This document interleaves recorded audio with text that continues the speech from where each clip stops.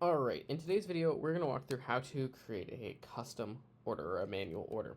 So first off, you're going to go ahead and go to Create on the Orders table. Now, if you are a 3PL, you will see the Client option, and if you are not, then you can go ahead and just start adding items. So right here is where we're going to add the items you want. So you can click Add. You can choose as many or few of these you want, so I might choose 3 of these.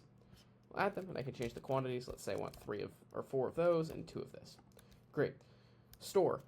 Down here, you will see all manual stores. Now, if you do not already have a manual store and it shows no stores, what you need to do is go to the stores, and you need to go ahead and create a manual store. So you can name this My Manual Store, whatever you want. It does not matter. And now, if you go back here, and if I were to refresh the page, I would add my items back. And now you'll see my other store shows up. So it has to be a manual store in order to create a manual order.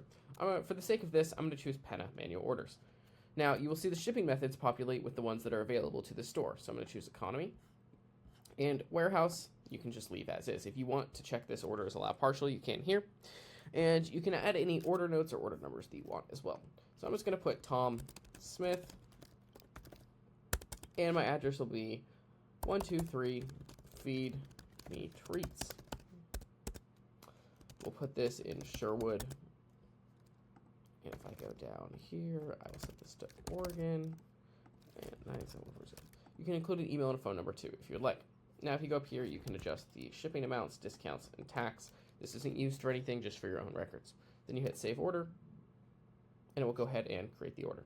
And so now you will see the manual order, which is good to be processed by the warehouse.